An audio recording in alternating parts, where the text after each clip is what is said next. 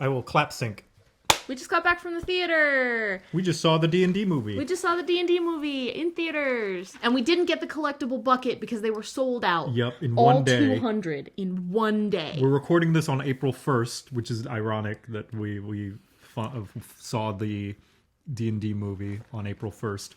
So it's been out for one day. One day. And all the buckets from our theater are gone. Yep. And I asked, and she said there was 200. Mm-hmm. No spoilers first. General thoughts. Yeah, we're going to go through a no spoilers kind of opinions or initial thoughts thing. Yeah. And then we will talk about things that involve spoilers. Mm-hmm. So first of all, there's the fantasy setting. Yes, it's very pretty. It's very pretty. The sets are really, really pretty. I like the variety and how colorful it is. Never, like the whole movie, I thought this is an ugly scene, because sometimes that happens in just movies in general, not even just like movies in a fantasy setting. Even like the very CGI scenes. Yeah, they're very good. Lots of nice colors. It wasn't hard on the eyes or anything like that. The cinematography, well, maybe not cinematography, but just like the shots are really pretty. Yeah. It's definitely more colorful than most Marvel movies, that's for sure. But a lot of people are going to be comparing it to Marvel because that's whenever anything's funny, it has to be compared like to Marvel. The standard type of fun action movie. Yeah. Which this is not a Marvel movie. I know a lot of people like from the marketing and stuff, it's like, oh, it's got Marvel quips. It's like, no, it's got like funny moments and like levity, but it's definitely not the Joss Whedon quippy stuff, which I know Joss Whedon didn't invent, but like, you know, it's more sincere kind of offhanded stuff that doesn't feel as awkward, in my opinion anyway. It wasn't cringy, in my opinion. It felt like real dialogue, which it also felt like real D&D to a degree. Yeah. Like, I'm sure that the thing is everyone's like experience with Dungeons and Dragons is going to be slightly different depending on like who you're playing with, how they run their campaigns, all the different stuff. But they had a fair amount of moments where it's like, yeah, this part feels like a pretty universal experience. We're probably going to say that a lot, is that this movie felt like D&D, and like that's not to dismiss any criticism either. It's like, because like there are some gripes I have, and like I think that's a deeper discussion that is more complicated about what do you let fly as a movie that it's like, oh, well, that's just D&D. Because it's like, it kind of makes criticizing it difficult whenever you say a thing like, oh, I didn't like this, and somebody else rebuttals with, but that's just D&D. At least that's how my D&D goes. And I understand how that might be frustrating for some people. So whenever we say that, it's just going to be a very subjective thing that it's like, and it's going to be subjective for everybody. Everyone's going to let some things slide. But yeah, I think your mileage may vary when it comes to what you're going to accept as, well, that's just D&D, or a genuine problem with the movie. I think if you don't find it as just D&D, and it is, I think that's valid, because some people threw a hissy fit whenever they realized the druid, this is in the trailer, by the way, so spoilers for that, I guess. For the trailer, the druid turns into an owlbear, which is a monstrosity, not a beast. And some people were like, and there was a lot of like complaining of like, oh, homebrew, oh no, there is a druid circle that can transform. So I don't know, your mileage may vary. I didn't find a problem with it. Depending on how nitpicky you are. Yeah, like, would it be all that different if it was just a bear rather than an owlbear? I think not. Like, a bear is a beast, and she could have transformed into a bear, but I feel like an owlbear is more iconic to D&D. Yeah. So, owlbear, better. Yeah. Oh, which brings me to things I didn't like about the movie. The creature CGI was a little wonky. Really? Yeah, especially when... Or is that spoilers? Oh, that might be. Yeah, let's hold off on that. You can bleep that out. Yeah, okay. Okay, some of the CGI on the creatures, even the creatures I really liked, was a little weird for me. Yeah. We were also talking about in the car how it manages to have a fantasy setting without being too fantasy, to the point where it like puts off viewers. Oh, I wasn't thinking that. Oh. I was thinking more, the dialogue wasn't trying to be too fantasy, but it also wasn't trying to be hip, cool, kids, what up teens, like meme, trying to be a meme. It just felt Like it like, wasn't trying to be too funny to the point of being cringy. yeah, it wasn't, But it also wasn't so serious that it was trying to be like Lord of the Rings. yeah, it wasn't trying to out Lord of the Rings, or Game of Mm-hmm. Thrones. It's not trying to be any of that. It's trying to be fun. And not Yeah. fun in the, hey, what's up, kids? Whoa.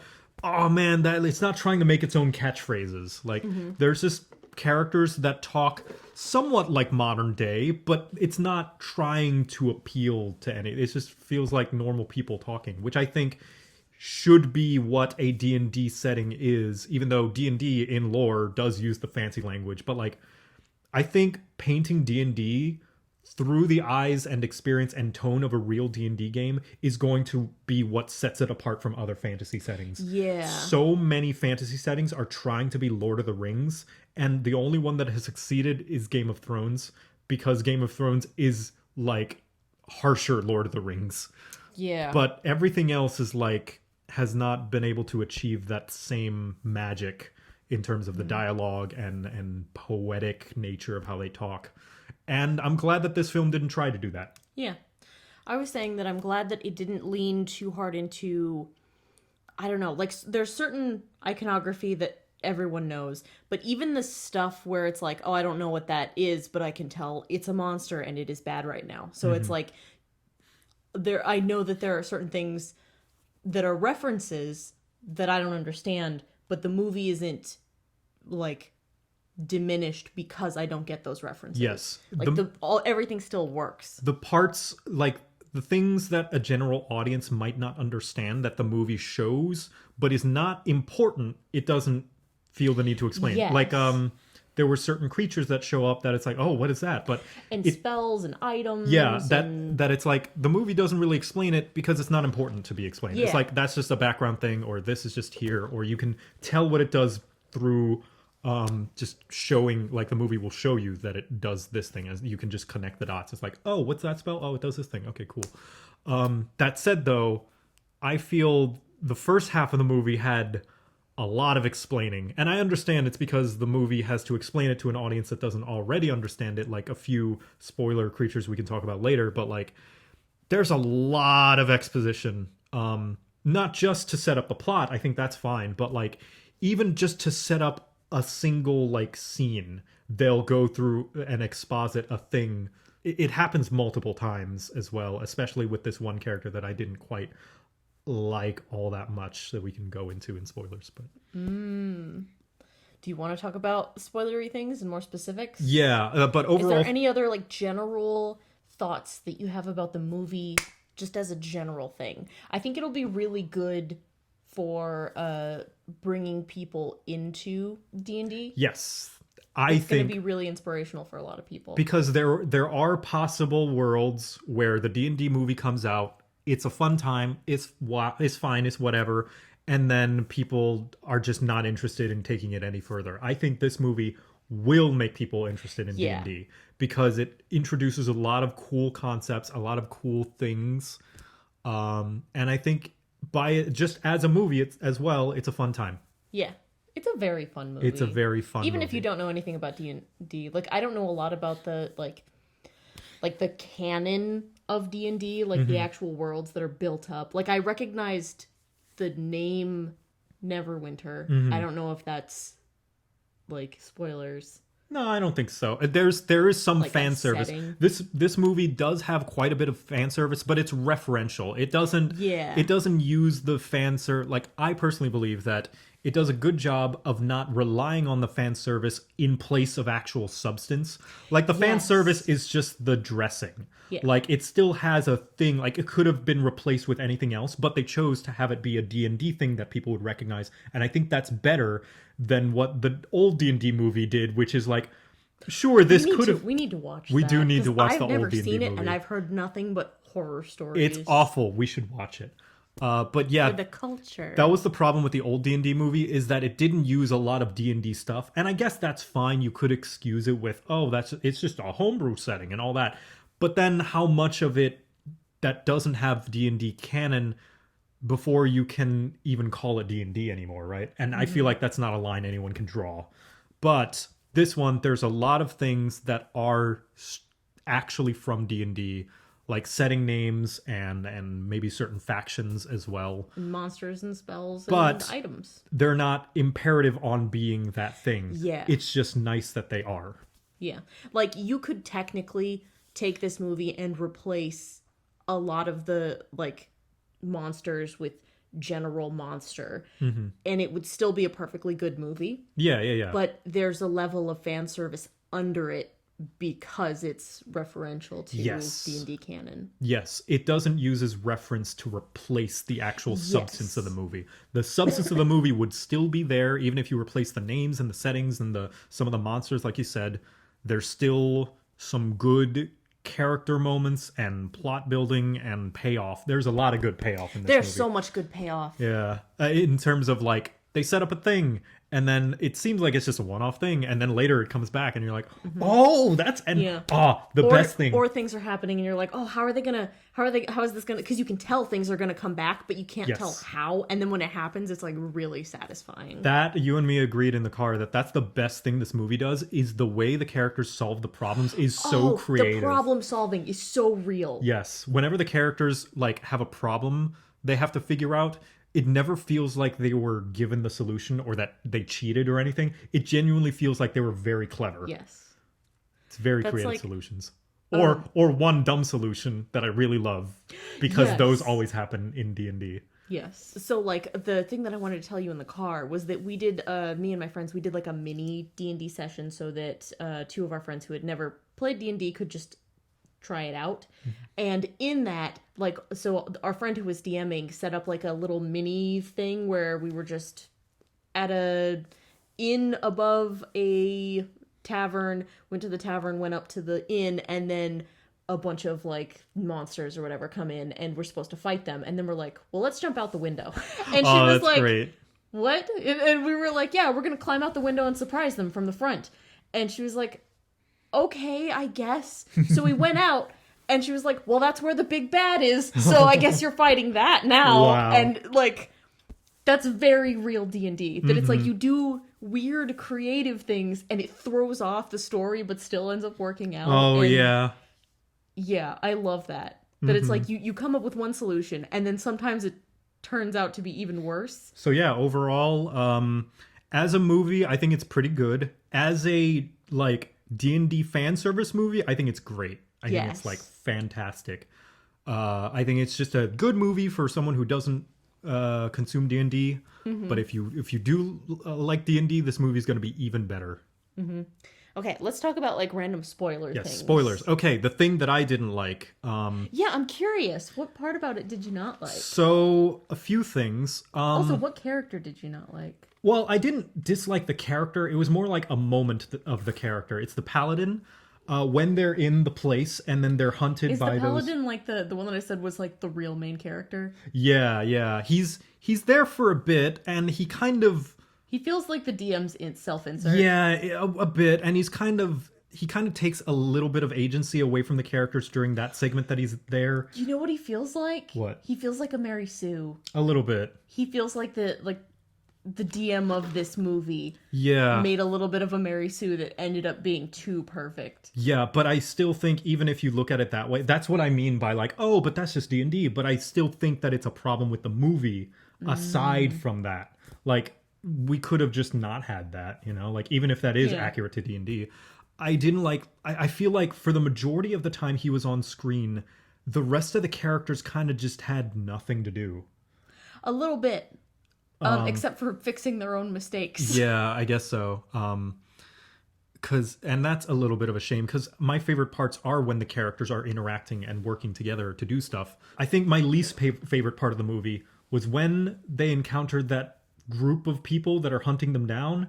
He kills them, and then he's like, killing them doesn't do anything, and then they run. So what was the point to him fighting? In my brain, it was to stall them. This is why I say that it feels like a Mary Sue self-insert from the DM. Right.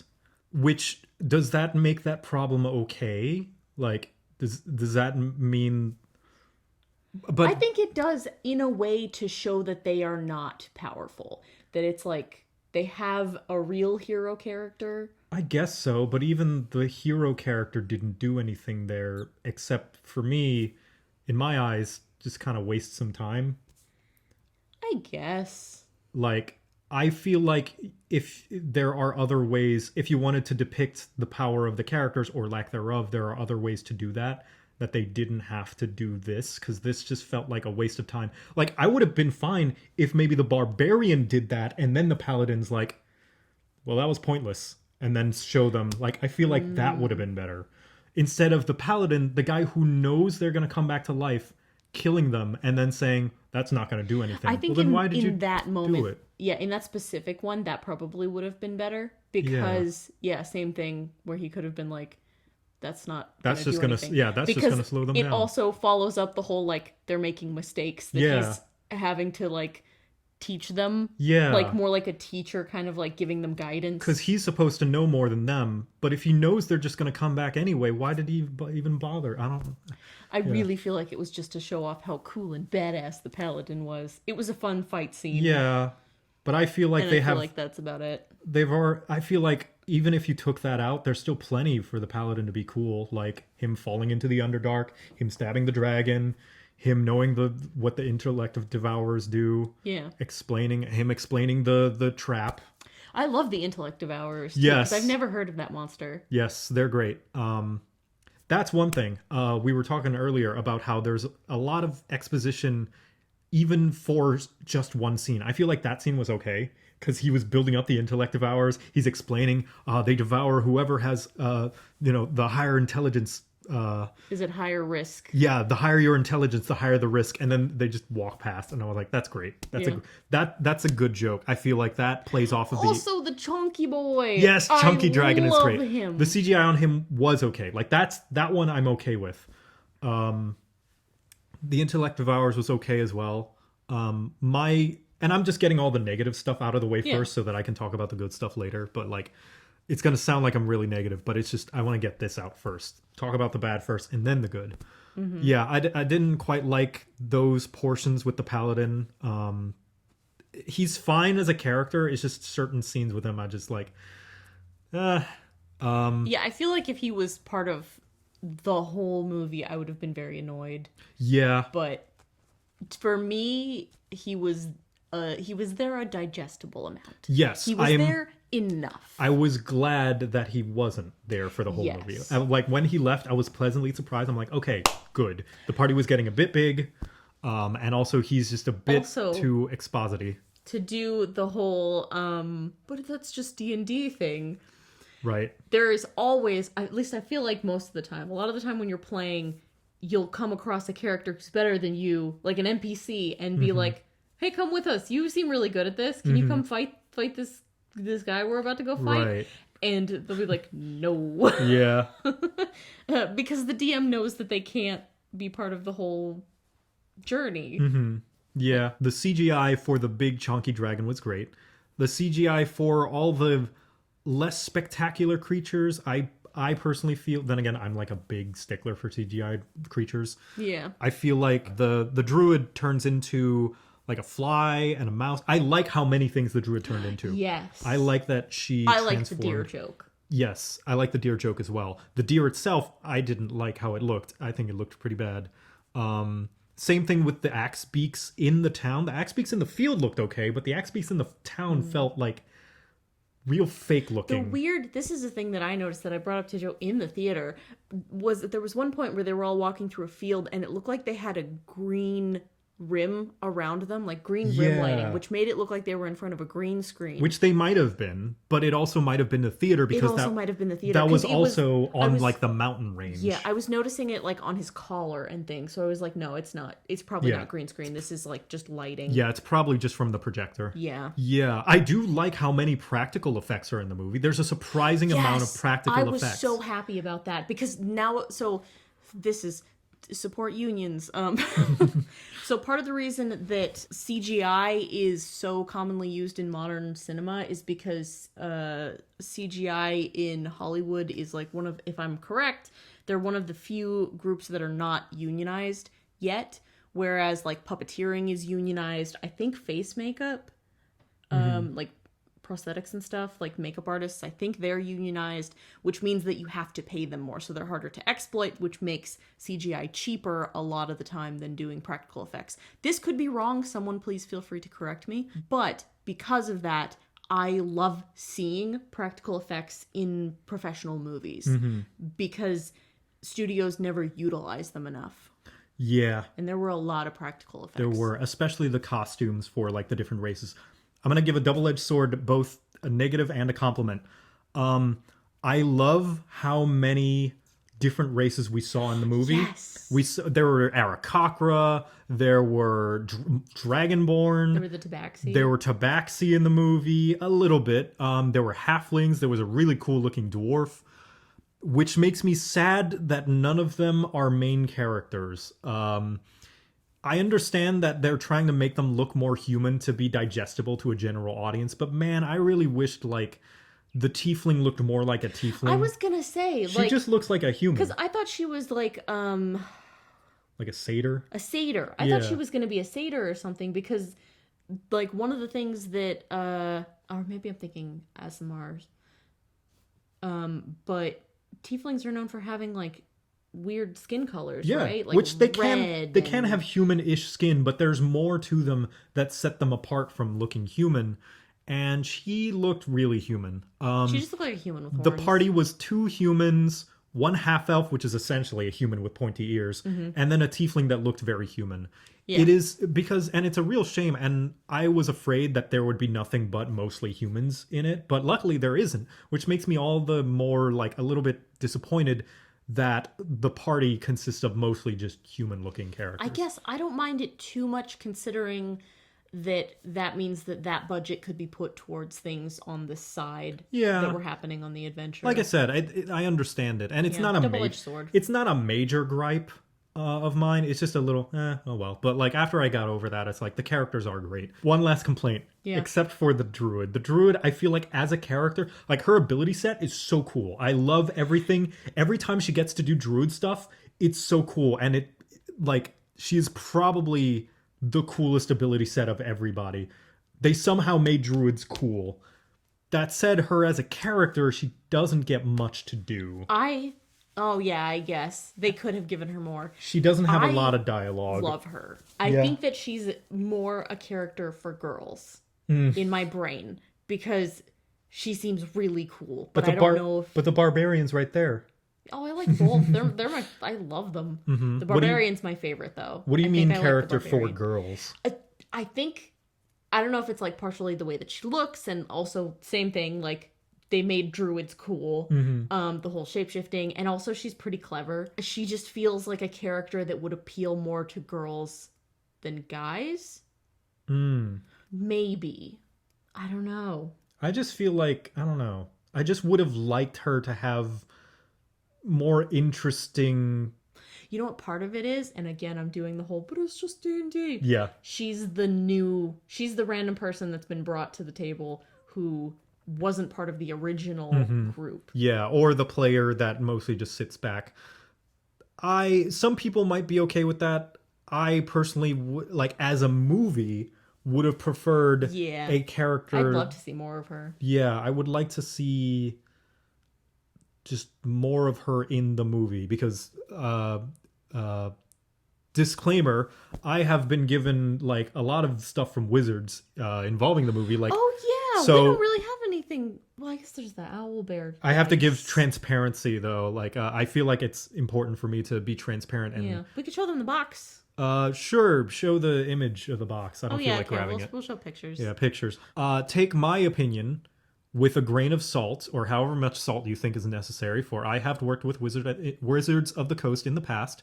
I like D&D, and also I have been sent stuff from Wizards, so my opinion, even when I'm trying to be fair, is inherently colored. Yeah. So take that into account with everything that I say. I'll say the same for me, because I adjacently benefit. Yeah, like because that Mimic chocolate was really good. Mimic chocolate was good. Really so just open transparency that I have been given stuff by Wizards. Take that as you will.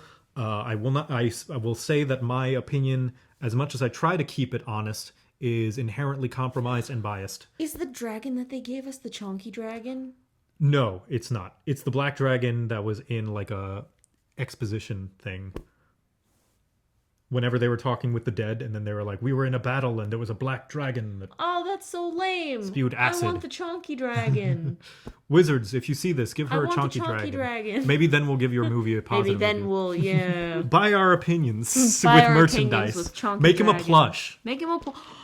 Oh, I would love that so much. A big Just a chunky chunky round dragon plush. plush. You can make him so cute. Oh, it'd be adorable.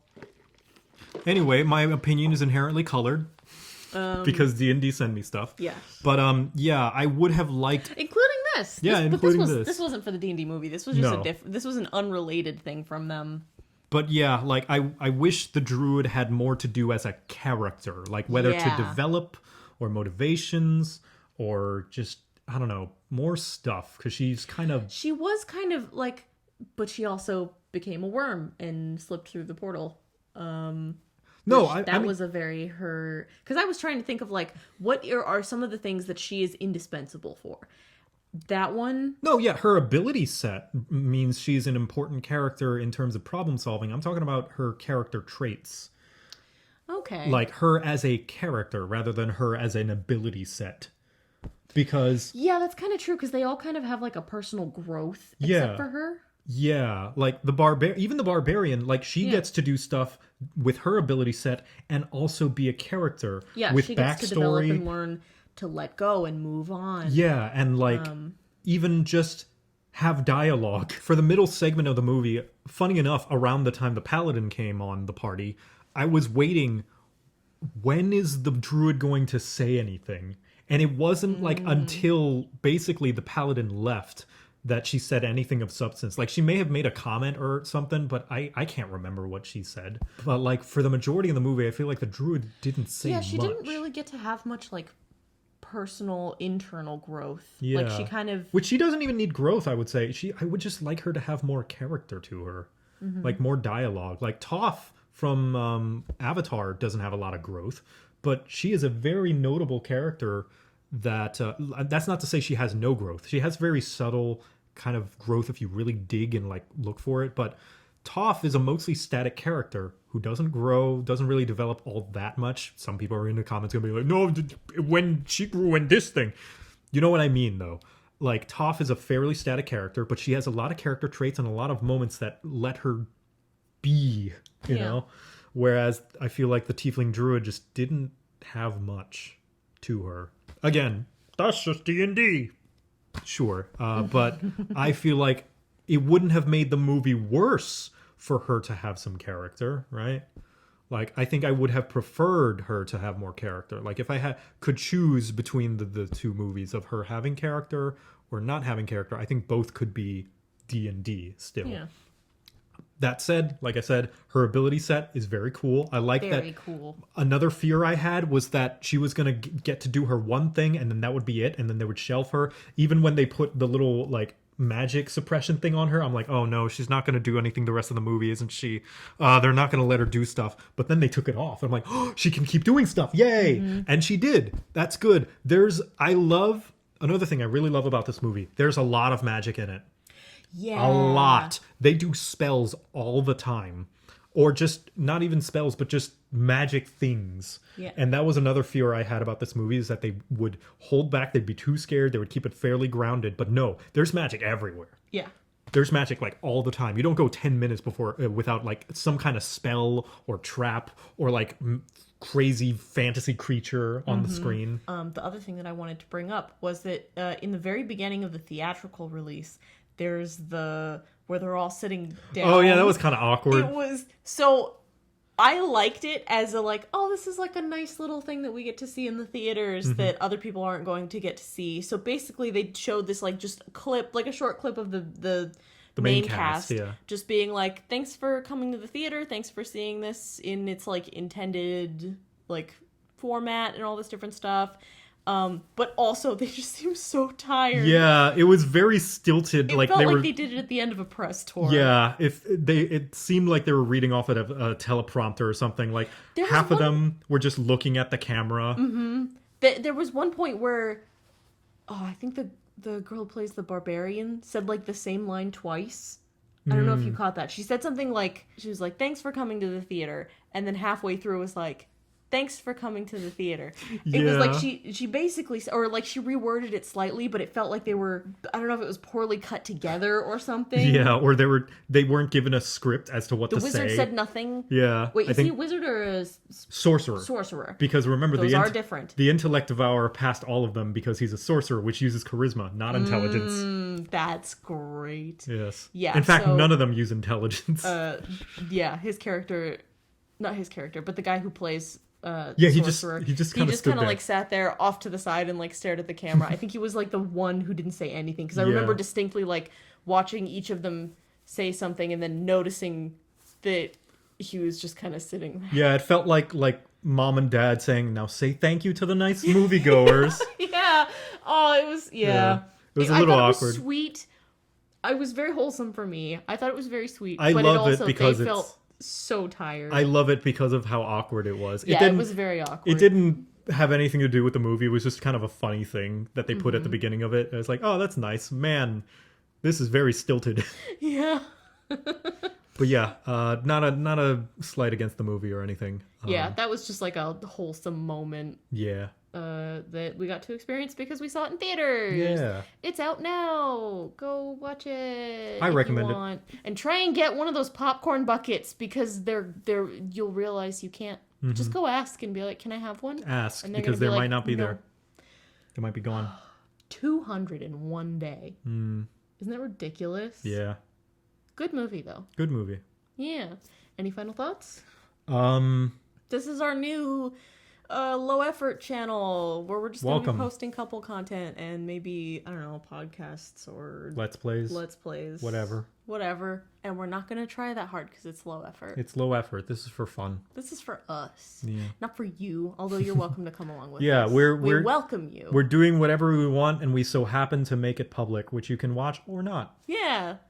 If you don't like it, live your life. You don't have to stick around. Yeah, you don't have to stay if you don't want. No. This is just a public space that you can be in. We just like to share. Yeah, I love you a bunch. I love you a bunch. To quote Yahtzee Croshaw, I like playing with myself, but MMOs are great because sometimes I get to play with myself out in public where everyone can see.